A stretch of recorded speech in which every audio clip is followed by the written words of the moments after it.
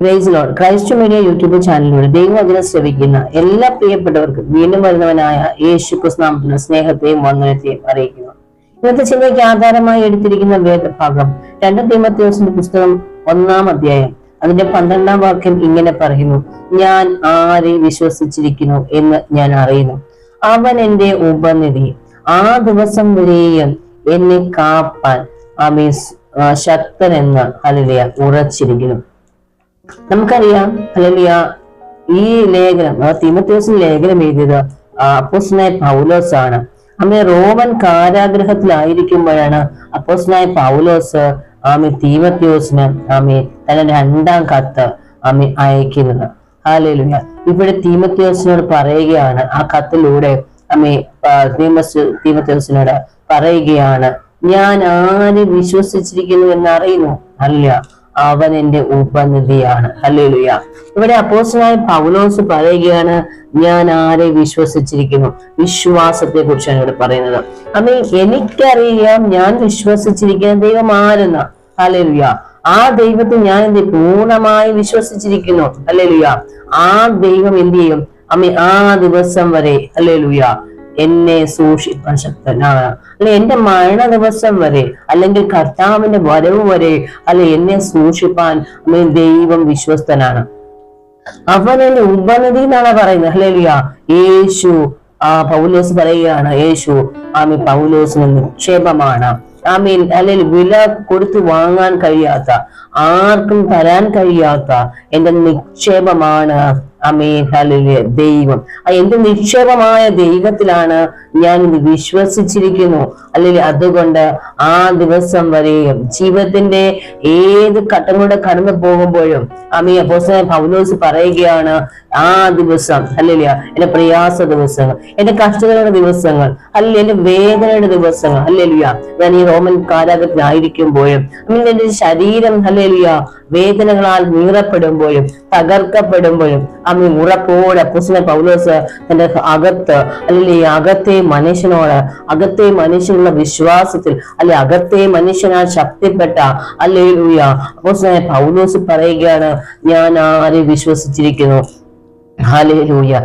എന്റെ വിശ്വാസം എന്റെ ജഡത്തിലല്ല, ഞാൻ നടക്കുന്ന എന്റെ ഈ ആത്മാവ് കൊണ്ട് നടക്കുന്ന ഹല്ലേലൂയ എന്റെ അകത്തെ മനുഷ്യനിൽ നടക്കുന്ന ജഡത്തിലല്ല ഞാൻ എന്റെ പ്രത്യാശ വെച്ചിരിക്കുന്നത്. ഞാൻ പ്രത്യാശ വെച്ചിരിക്കുന്നത് എന്റെ ഉപനിധിയായ കർത്താവിലാണ്. ഹല്ലേലൂയ. ആ ഉപനിധിയായ കർത്താവ് എന്ത് ചെയ്യാ? അപ്പോസ്തലനായ പൗലോസ് വിശ്വസിച്ചിരിക്കുകയാണ്. ഉറപ്പായും പറയുകയാണ്, ഞാൻ ആരെ വിശ്വസിച്ചിരിക്കുന്നു ഞാൻ അറിയുന്നു. അല്ലെങ്കിൽ അവൻ എന്റെ ഉപനിധിയാണ്. അല്ലെങ്കിൽ അത്ര ധൈര്യത്തോടെ, അത്ര ശക്തിയോടെ അപ്പോസ്തലനായ പൗലോസ് പറയാണ്, അവൻ എന്റെ ഉപനിധിയാണ്. ഹല്ലേലൂയ. നിങ്ങൾക്കറിയില്ല ഞാൻ ആരെ വിശ്വസിച്ചിരിക്കുന്നത്, ഞാൻ എത്രത്തോളം ദൈവത്തെ വിശ്വസിക്കുന്നുവെന്ന് നിങ്ങൾക്കറിയില്ല. എന്നാല് അവൻ എന്റെ നിക്ഷേപമാണ്, അവൻ എന്റെ ഉപനിധിയാണ്. ആ ദിവസം വരെയും എന്നെ കാപ്പാൻ എന്ത് ശക്തനാണ്. ഹല്ലേലൂയ. ഒരു പക്ഷെ നിങ്ങൾക്ക് എന്നെ കുറിച്ച് വേദന ഉണ്ടായിരിക്കാം, ഹല്ലേലൂയ ഭാരം ഉണ്ടായിരിക്കാം. എന്നാല് തീമോഥെയോസിനോട് ലേഖനം എഴുതുമ്പോൾ തീമോഥെയോസ് കത്തിലൂടെ ഹല്ലേലൂയ അറിയിക്കുമ്പോൾ പറയുകയാണ്, തീമോഥെയോസ് നീ എന്നെ ഓർത്ത് ഭാരപ്പെടണം. ഹല്ലേലൂയ. ഞാൻ ആരെ വിശ്വസിച്ചിരിക്കുന്നേ ഞാൻ അറിയുന്നുണ്ട്. ഹല്ലേലൂയ. ഞാൻ ആ ദൈവത്തിൽ വിശ്വസിച്ചിരിക്കുന്നു. അവൻ എന്നെ സൂക്ഷിപ്പാൻ ഹല്ലേലൂയ ശക്തനാണെന്ന് ഞാൻ മനസ്സിലാക്കുന്നു. ഞാൻ അതിൽ ഉറച്ചിരിക്കുന്നു. എന്റെ മനസ്സ് ഉറച്ചിരിക്കുന്നു. എന്റെ മനസ്സ് പാകപ്പെടുത്തിയിരിക്കുന്നു. എന്റെ മനസ്സ് ക്രിസ്തുവുമായി ചേർന്നിരിക്കുന്നു. ഞാൻ ക്രിസ്തുവിൽ അലിഞ്ഞു ചേരുന്നു. ഹല്ലേലൂയ. ഞാൻ അലിഞ്ഞു ചേർന്നിരിക്കുകയാണ്. അതുകൊണ്ട് ഹല്ലേലൂയ എന്നെ ഓർത്ത് തീമോഥെയോസ് നീ എന്ത് ചെയ്യാ? ഭാരപ്പെടണ്ട. ഹല്ലേലൂയ. ദൈവം പറയുകയാണ്, ഹല്ലേലൂയ അപ്പോസ്തലനായ പൗലോസിലൂടെ പറയുകയാണ്, ഹല്ലേലൂയ ഞാൻ ആരെ വിശ്വസിച്ചിരിക്കുന്നു.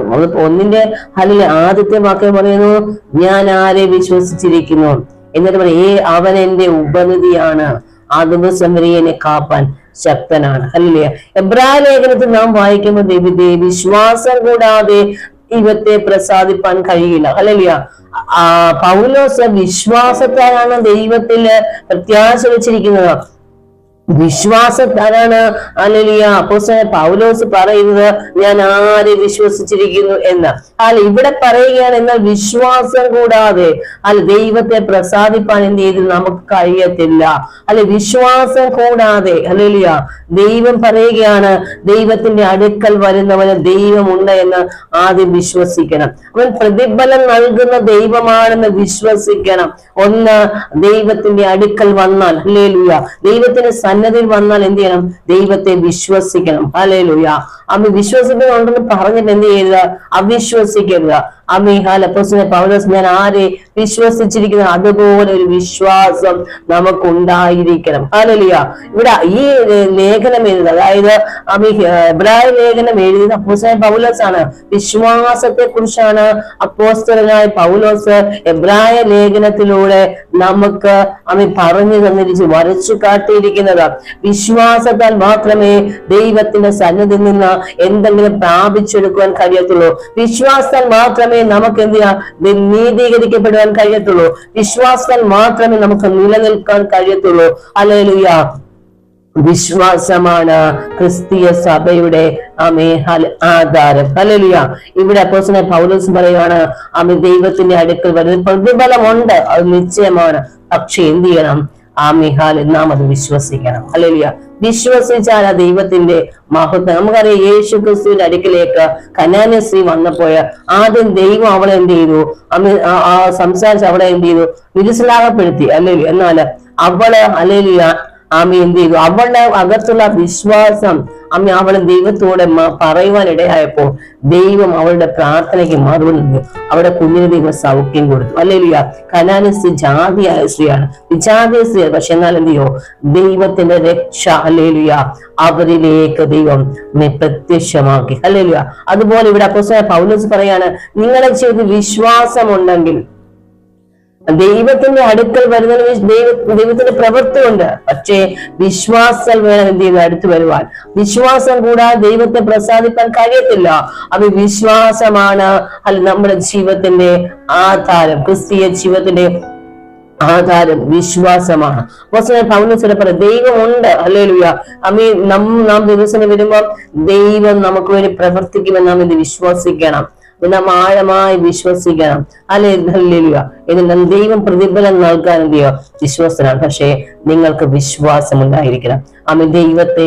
അതുകൊണ്ടാണ് എബ്രായ ലേഖനം 11-ാം അധ്യായത്തിൽ വിശ്വാസം എന്നതോ ആശിക്കുന്നതിനോടൊപ്പം കാണാത്ത കാര്യം നിശ്ചയമാണ്. അല്ലെങ്കിൽ വിശ്വാസം എന്നത് ആശിക്കുന്നതിനോടൊപ്പമാണ്. ഇവിടെ പറയുന്നു വിശ്വാസം കൂടാതെ ദൈവത്തെ പ്രസാദിപ്പാൻ കഴിയില്ല. അതേ വിശ്വാസം എന്നത് നമ്മുടെ ഹല്ലേലൂയ നമ്മൾ ഒരു കാര്യത്തിന് വേണ്ടി പ്രാർത്ഥിക്കും. ദൈവത്തിലുള്ള വിശ്വാസം ദൈവം നൽകുമെന്ന് പറഞ്ഞ് നാം പ്രാർത്ഥിക്കുന്നത്. ഹല്ലേലൂയ. ആ പ്രാർത്ഥനയ്ക്ക് മറുപടി ലഭിക്കണമെങ്കിൽ, നമുക്ക് ദൈവത്തിൽ നിന്നെങ്കിലും പ്രാപിച്ചെടുക്കണമെങ്കിൽ വിശ്വാസം ആവശ്യമാണ്. അതിന് ക്രിസ്തുവിന്റെ ഒരു ഉറപ്പ് ആവശ്യമാണ്. ദൈവത്തോട് ചേർന്ന് നിൽക്കണം. ദൈവ കൽപ്പനകളെ പ്രമാണിക്കണം, തിരുവചനം അനുസരിക്കണം. ഹല്ലേലൂയ. എന്നാൽ മാത്രം എന്ത് ചെയ്യത്തുള്ളൂ? ദൈവത്തിന്റെ പ്രവൃത്തികൾ നമ്മുടെ ജീവിതത്തിൽ വെളിപ്പെടുവാൻ കഴിയത്തുള്ളൂ. അപ്പോസ്തലനായ പൗലോസ് ഇവിടെ തിരുവചനത്തിൽ പറഞ്ഞത്, ആ ദിവസം വരെ എന്നെ ദൈവം കാപ്പാൻ ശക്തനാണ്.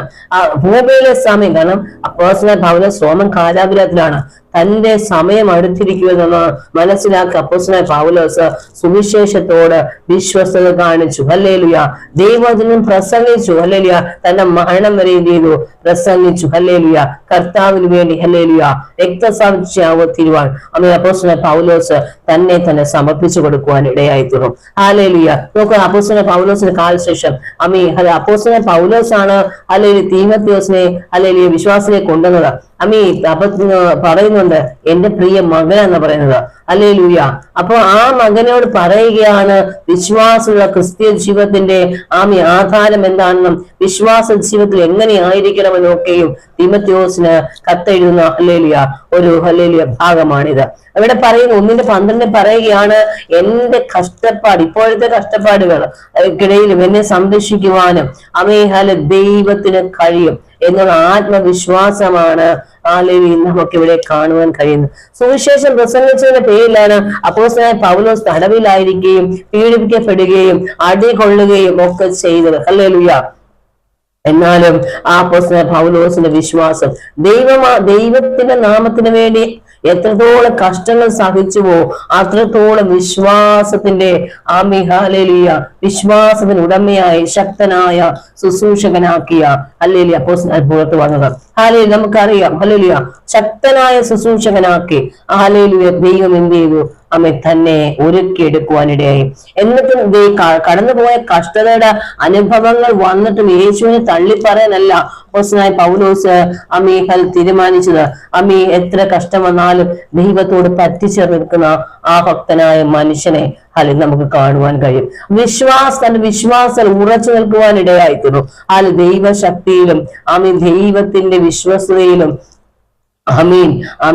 അപ്പോസ്തലൻ പൗലോസ് വിശ്വസിച്ചു. തന്റെ ജീവിതം നല്ല ശുശ്രൂഷയ്ക്ക് വേണ്ടിയും സമർപ്പിച്ചു കൊടുത്ത ഒരു ഹല്ലേലൂയ ഭക്തനായ മനുഷ്യൻ. ഹല്ലേലൂയ തന്റെ അവസാനം ഹല്ലേലൂയ അവരെയും തന്നെ സൂക്ഷിക്കുമെന്ന് ദൈവം തന്നെ സൂക്ഷിക്കുമെന്നുള്ള അല്ലെങ്കിൽ ഉത്തമമായ ഒരു വിശ്വാസം അപ്പോസ്തലൻ പൗലോസിന്. പ്രിയരെ, ഞാൻ നിങ്ങളോട് ചോദിക്കട്ടെ, നിങ്ങൾ വിശ്വാസം കടന്നു വന്നത് ഹല്ലേലൂയ നിങ്ങൾക്ക് ഇവിടെ പറയാണ്, നിങ്ങൾക്കറിയാമോ നിങ്ങൾ വിശ്വസിച്ച ദൈവമാരെന്ന്? നിങ്ങൾ ആ ദൈവത്തെ വിശ്വസിക്കുന്നുണ്ടോ?